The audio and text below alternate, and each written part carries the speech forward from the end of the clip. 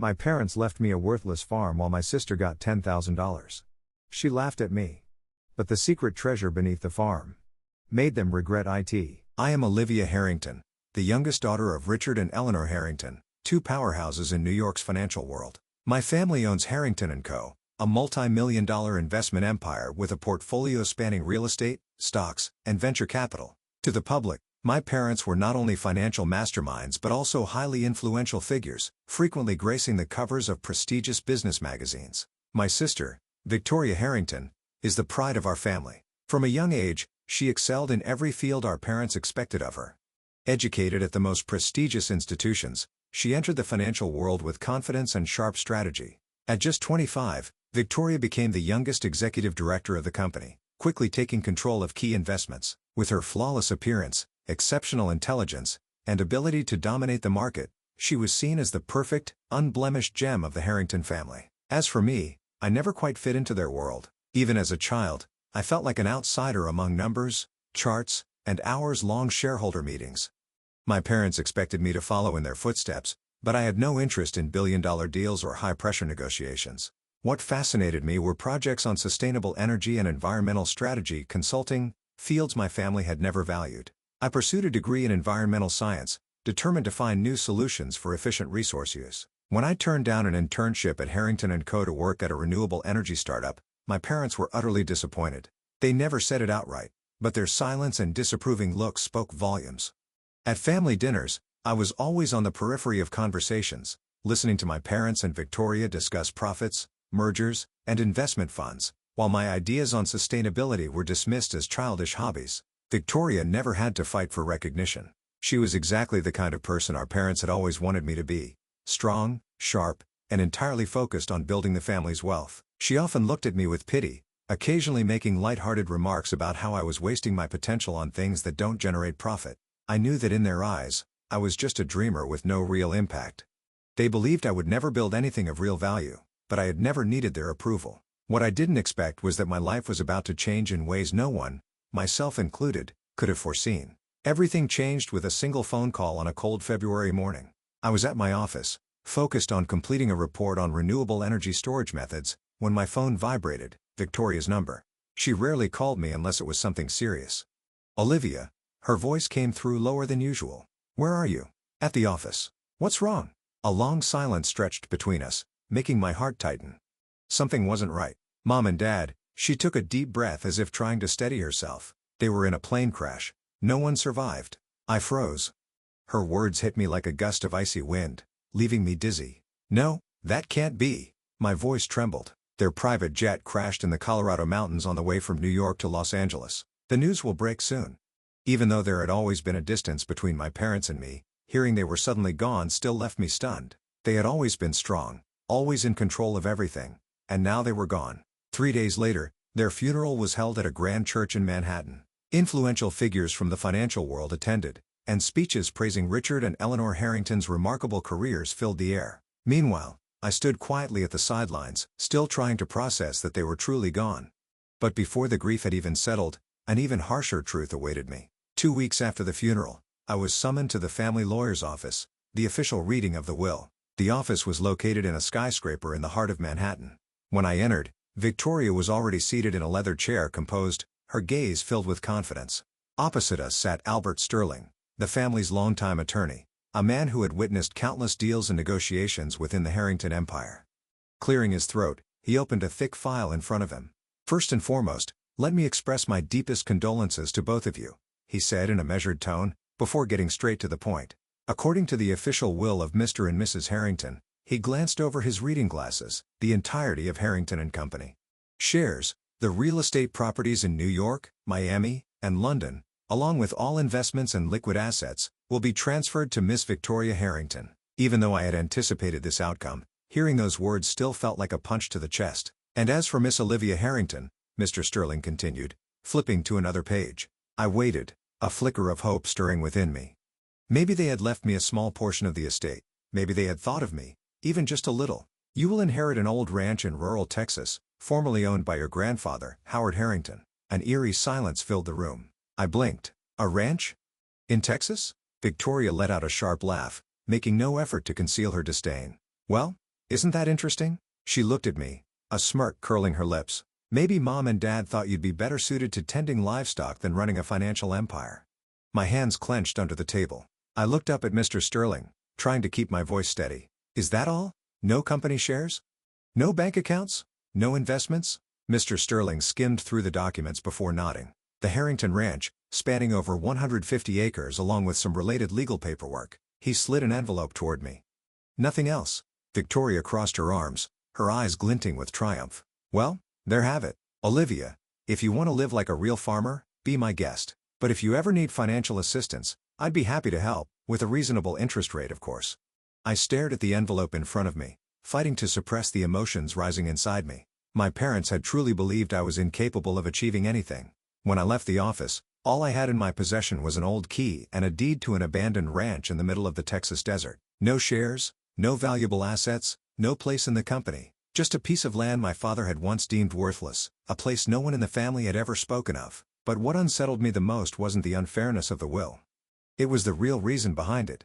Why had they left me that ranch? Was it their way of quietly cutting me out of the family? Or was there something more that I didn't know? As I stepped out of the skyscraper, I looked up at Manhattan's gray sky, a new determination brewing inside me. If this was all they had left me, then I would find out why. 3 days later, I booked a flight to Texas. After a 3-hour flight and an additional 2-hour drive through the dusty Texas roads, I finally arrived. Harrington Ranch, a faded wooden sign with barely legible letters stood at the entrance. Beyond it stretched an expanse of land, vast and endless. Dry fields, scattered cacti, and an old 2-story wooden house stood alone in the arid landscape. I stepped out of the car, glancing around. There was no sign of life, only the wind whistling through the barren trees. This was what my parents had left me. I took a deep breath and walked toward the main house. The wooden door creaked as I pushed it open, revealing a space covered in dust and the scent of aged timber. The interior was simple, seemingly untouched for years, but strangely, everything remained intact, as if its owner had only just left. As I walked down the hallway, a series of old photographs on the wall caught my attention. One in particular made me stop. A black and white picture of my grandfather, Howard Harrington, standing beside a large building that looked like a storage facility or a workshop. I didn't know much about my grandfather. Growing up, I had only heard my father speak of him with disappointment. Howard had once been an investor, but, according to my father, he had wasted the last years of his life chasing some foolish dream out here on this ranch. And then it struck me. If my father thought this place was worthless, why hadn't he sold it? I picked up the photograph, examining it more closely. My grandfather's eyes gleamed with pride. But what truly caught my attention was the small inscription at the bottom. Harrington Experimental Facility, 1987. An experimental facility? Here? On this ranch? I stepped outside, scanning my surroundings. In the picture, behind my grandfather, stood a large metal structure. I walked around the property, searching for anything similar, and then I saw it. About 200 meters from the main house, amidst the dry grass fields, stood a large metal warehouse with a heavy door. The marks of time were evident, peeling paint, rust spreading across its surface, and an old padlock dangling from the handle. Why would a warehouse in an abandoned ranch need to be locked? I reached into my pocket and pulled out the key the lawyer had given me. Could this be the key to the warehouse? I slid it into the lock and turned it gently. A soft click echoed in the still air. The door creaked open, revealing a dimly lit space inside. Sunlight streamed in, illuminating rows of dust-covered wooden shelves, large metal containers, and a desk tucked into the corner of the warehouse. On the desk, a stack of yellowed papers lay untouched. I stepped inside, running my fingers along the wooden surface. A worn leather notebook sat atop the pile, its cracked cover bearing a handwritten title, The Harrington Project. My heartbeat quickened as I flipped through the first few pages. Inside were detailed notes on a project my grandfather had worked on, geological surveys, complex calculations, and hand-drawn diagrams mapping out layers of rock and soil. One particular word appeared repeatedly throughout the pages: lithium. I held my breath. Lithium, a crucial element in the rechargeable battery industry, renewable energy, and electric vehicles, one of the most valuable metals of the 21st century. Had my grandfather been researching lithium? I quickly sifted through the rest of the documents. A detailed map of the ranch surfaced with a specific area circled in red. Below it, my grandfather had written, high reserves, significant potential, absolute confidentiality. My throat went dry. My grandfather had discovered a lithium deposit right beneath this ranch, and my father, the man who had always dismissed this place as worthless, had likely never realized its true value. I took a deep breath, Looking around the warehouse, this wasn't just a storage space. It was where my grandfather had hidden one of the most significant discoveries of his life. But a bigger question loomed in my mind. If my grandfather knew about this, why did he keep it a secret? Why didn't he extract it? And most importantly, did anyone else know about it? A sense of unease crept over me. I gazed toward the horizon, where the sun was slowly sinking behind the distant mountains. Maybe I had just uncovered a secret no one wanted me to know, and I wasn't sure if that was a good thing. I sat on an old wooden chair inside the warehouse, my hands trembling slightly, as I flipped through my grandfather's documents. A lithium deposit. I had read about the surge in the rechargeable battery and renewable energy markets.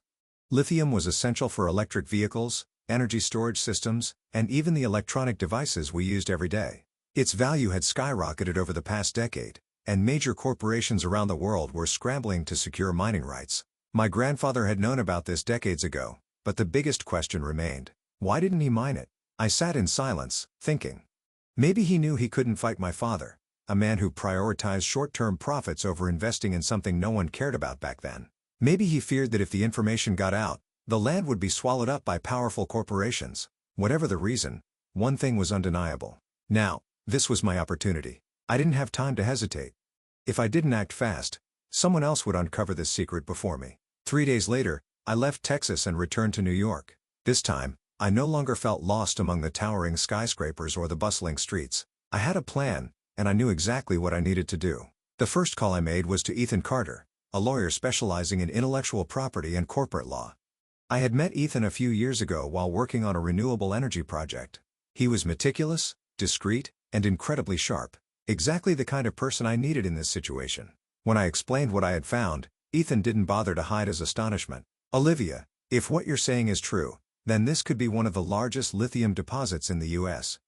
I nodded. And I need to protect it before anyone else finds out. Ethan agreed immediately. He suggested establishing a new company completely detached from the Harrington name to hold the patents and extraction rights. Then he got to work filing intellectual property claims related to my grandfather's extraction method, ensuring that no one could use the technology without my permission. The second call was to Rachel Monroe, a geologist I had worked with on a renewable resource study. If anyone could accurately assess the lithium reserves beneath my ranch, it was Rachel. I need you to fly to Texas immediately, I said over the phone. What's going on? You'll understand when you get here. 3 days later, Rachel arrived at the ranch with a team of specialized equipment. We spent 2 days surveying the area, collecting soil samples, and taking precise measurements. When Rachel returned with the results, I saw the excitement in her eyes. Olivia, you don't just have a lithium deposit, you have one of the richest lithium reserves I've ever seen. I held my breath. If you mine it correctly, this could become a strategic supply source for the entire clean energy industry. I wasn't sure what I had expected, but hearing this confirmation sent a surge of adrenaline through me. I was holding an opportunity that could change the game, but I couldn't do this alone. Mining lithium wasn't a simple task. I needed significant investment to turn this idea into reality, and I knew exactly who could help me: Nathan Pierce. Nathan was a venture capitalist known for bold deals in the green technology sector. I had met him a few years ago at a renewable energy conference, and I knew he was always looking for groundbreaking opportunities. I arranged a private meeting at a luxury hotel in New York. As I laid out what I had discovered, Nathan leaned back in his chair, silent for a long moment. Olivia, if these numbers are accurate, you're sitting on a multi-billion-dollar asset. I nodded. But the real question is, what do you plan to do with it? I took a deep breath, holding his gaze. I don't want to sell it to a major corporation just so they can drain it dry and destroy the environment, I said.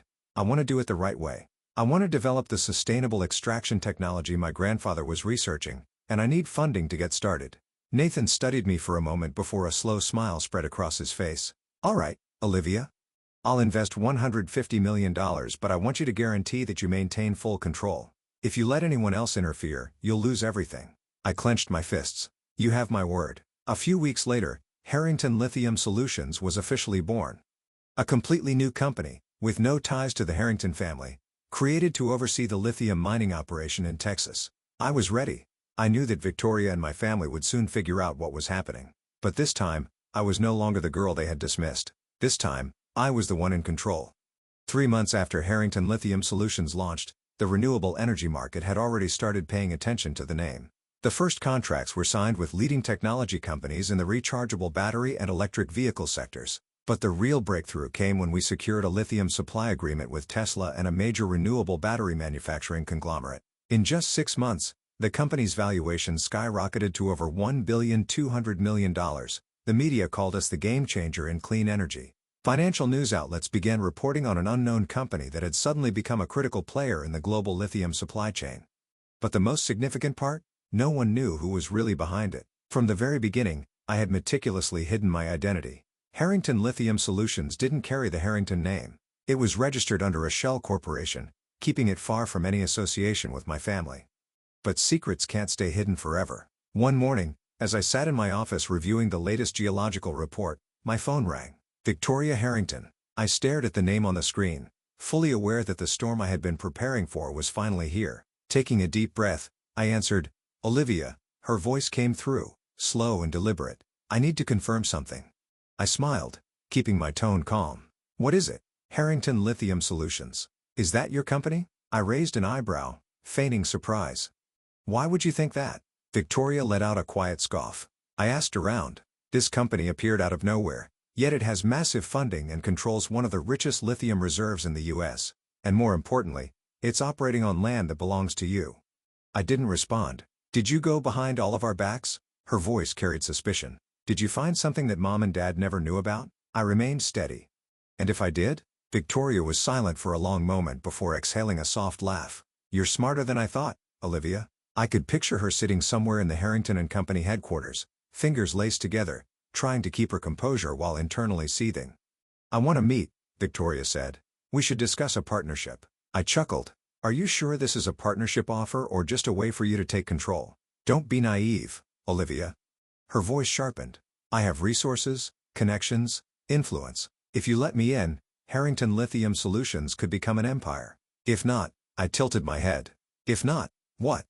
"I will find a way to take back what belongs to this family." I had always known Victoria wouldn't back down easily. Just 1 week after that phone call, Harrington & Co. officially filed a lawsuit against me. The claim? The Harrington family declared that all assets belonging to my grandfather were a part of the family estate and should be under the control of the corporation. What did they want? Me. They wanted me to hand over the lithium mining rights to Harrington & Co. and merge my company into their conglomerate. I laughed when I read the lawsuit. Did they really think I would give up so easily? I had anticipated this from the very beginning. When I founded the company, I had Ethan Carter, my intellectual property attorney, construct an airtight legal structure. Every land ownership record was fully legalized under my name. All lithium extraction patents were registered under an anonymous trust. Harrington Lithium Solutions had zero legal ties to the Harrington family. When my legal team responded to Harrington & Co., they had absolutely no legal grounds to win the case. Victoria and the board had moved too late, and I knew it was driving them insane. After 4 weeks of intense legal battles, the court ultimately dismissed my family's lawsuit. I had won. Harrington Lithium Solutions remained entirely mine, but I knew this was only the beginning. Victoria wasn't going to give up that easily. I could picture her sitting in her office, glaring angrily at the headlines in the news. A mysterious startup is threatening the dominance of the lithium industry. Harrington & Company fails to secure control over one of the largest lithium mines in the US. Now, she knew I was no longer the insignificant girl they once dismissed, and I was certain Victoria would find another way to take me down. But this time, I was ready. 2 months after my family lost the lawsuit, I heard that Victoria was in serious financial trouble. Insiders in the investment world whispered about her reckless decisions. After failing to seize control of Harrington Lithium Solutions, Victoria had placed massive bets on real estate ventures and a major investment in traditional oil energy, a sector steadily losing ground to renewable energy. Things only worsened when the real estate market crashed and the oil industry suffered under new energy policies. What once seemed like highly profitable investments had turned into financial deadweight. And then the unthinkable happened. Victoria was forced to sell her Manhattan penthouse to stay afloat. The same lavish penthouse where she had hosted elite financiers, where private investor meetings had taken place, and which had stood as a symbol of her power. Now she had to put it on the market, but what Victoria didn't know was that I had already moved ahead of her. I had anticipated this the moment I saw cracks forming in her investment portfolio. Through one of my shell companies, an anonymous investment fund I had established while building Harrington Lithium Solutions, I quietly entered the bidding war for the penthouse. And just as I expected, I acquired it for less than half its original value. No one, not even Victoria, knew that the new owner was me. And one late afternoon, my phone rang. "Victoria," I picked up, keeping my voice composed. "What do you need, Victoria?" There was a brief hesitation on the other end, a rare thing for her, but she quickly regained her composure. "Olivia, I know you're the one who bought my penthouse. I smirked. Faster than I expected.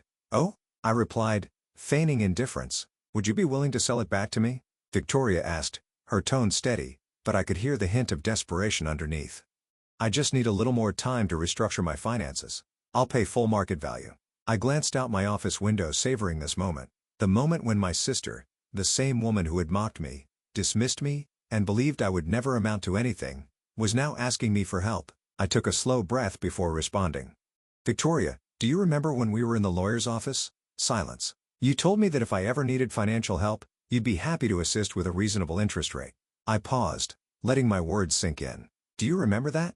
I asked softly. A long pause, then, her voice returned, quieter now but still trying to maintain control. So, you're refusing? I smiled, relishing the sweet victory. No, Victoria. I'm just reminding you that the world moves fast. Then I hung up. After losing the penthouse, Victoria continued to struggle with her failing investments. Harrington & Company gradually fell into crisis. The meteoric rise of Harrington Lithium Solutions caused major investors to turn away from Victoria's company. They no longer had faith in real estate and oil. Instead, they poured their capital into clean energy, where I was leading the charge. In less than a year, Victoria, once the head of a financial empire, was forced to sell off more assets just to maintain cash flow. And me? Harrington Lithium Solutions was becoming a dominant force in the lithium mining industry. Not only had I maintained full control, but I had also expanded operations, developed new technologies, and secured even more strategic contracts. I didn't need ruthless revenge. My success was the clearest answer. One winter evening, as I sat in the penthouse that had once belonged to Victoria, I received a message from her. I was wrong, but you've changed a lot too, Olivia.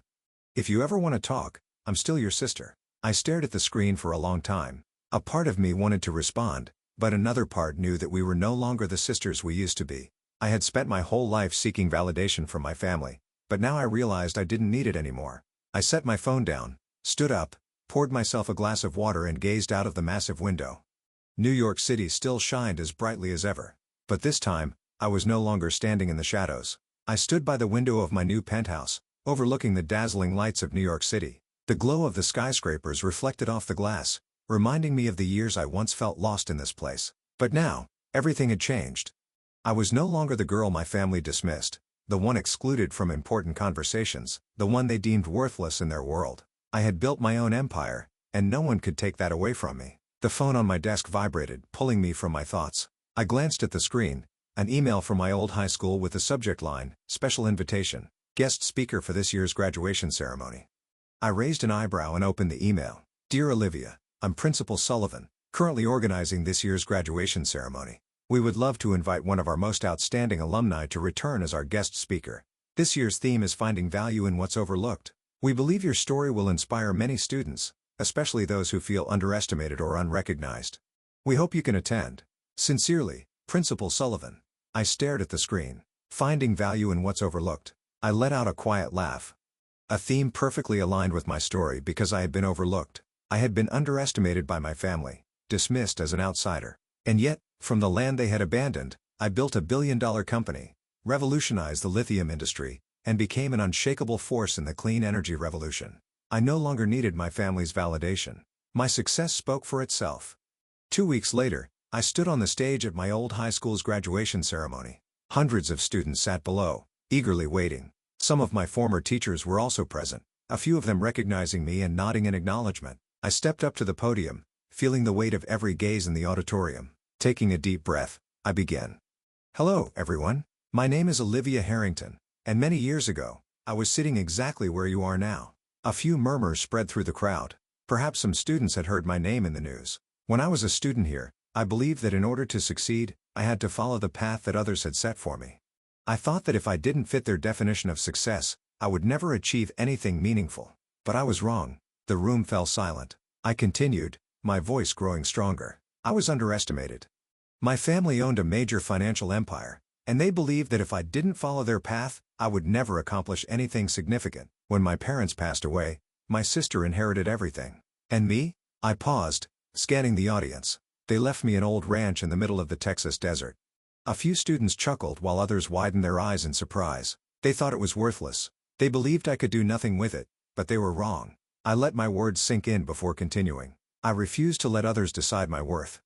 Instead of complaining, I chose to look deeper into what I had been given, and I discovered it wasn't worthless at all. I locked eyes with the front row, where my former teachers sat listening intently. As it turned out, the land they dismissed as useless contained one of the richest lithium reserves in the U.S. Because of that, I built a billion-dollar clean energy company, becoming a key supplier for some of the biggest technology firms in the world. I noticed a few students gape in shock, while others whispered excitedly to each other.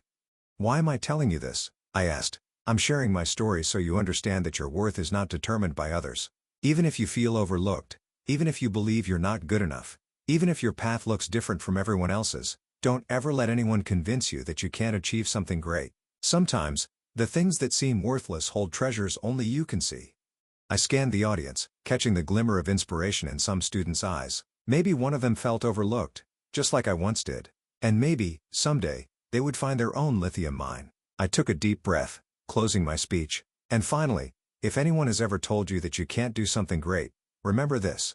Success is the clearest answer. The auditorium erupted in applause. I smiled and stepped off the stage. Today, I didn't need my family's validation because I had validated myself. Olivia Harrington's story is not just a personal journey.